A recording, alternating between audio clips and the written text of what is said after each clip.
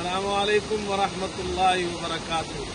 یہ ہم ترکی میں ہے اور اس وقت حضرت ابو ایوب انصاری رضی اللہ عنہ کے مزار پر آئے ہیں۔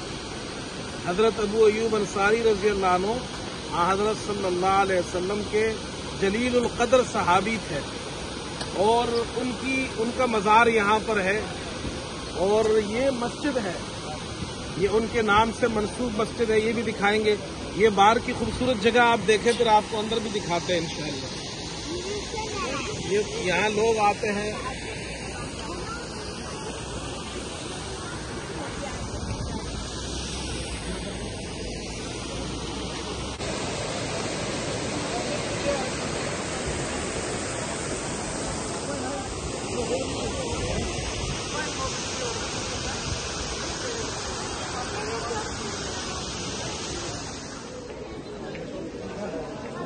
اچھا، ابھی جو ہے نا یہ آپ کو یہ ہم مسجد کے اندر والے حصے میں جا رہے ہیں۔ یہ مسجد ہے، وہ سامنے حضرت ابو ایوب انصاری رضی اللہ عنہ کا مزار ہے، ان کی قبر ہے، اور وہ ابھی ہم آپ کو بتاتے ہیں۔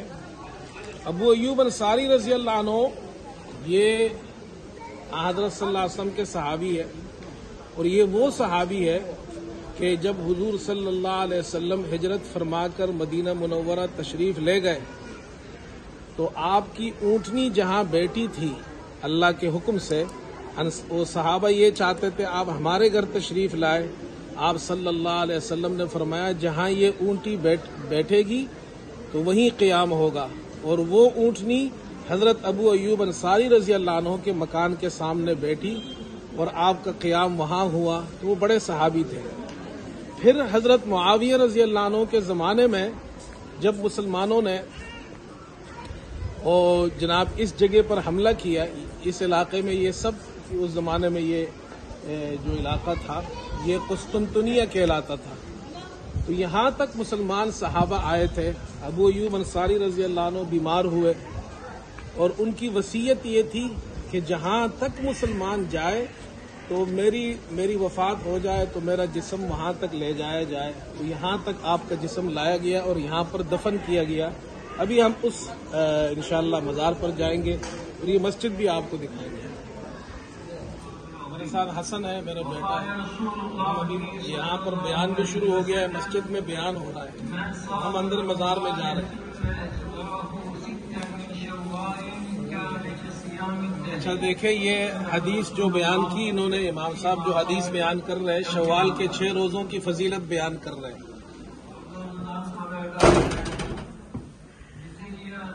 اس طرف بھی مزار ہے، یہ بھی پرانے یہ قبر ہے سارے یہاں پر۔ اس زمانے میں جو یہاں پر جو لوگ آئے تھے، شہید ہوئے تھے، تو ان کے مزار ہیں یہ۔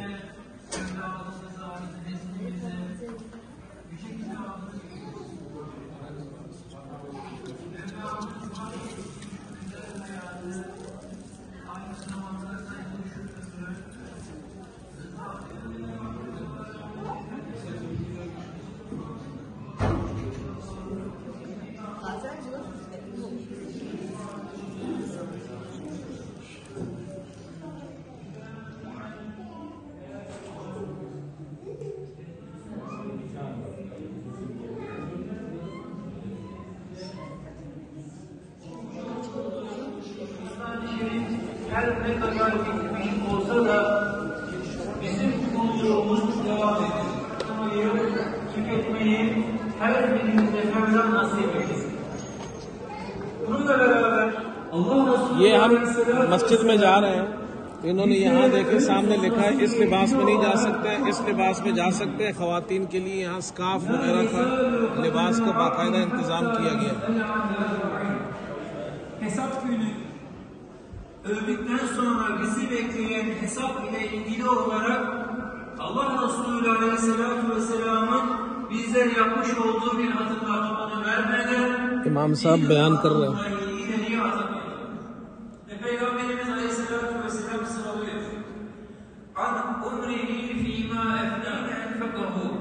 Malını nereden kazanıp nereye harcadığının hesabını vermeden ve an ilmihi bir adım dahi ileriye atamayacak. bol eylesin.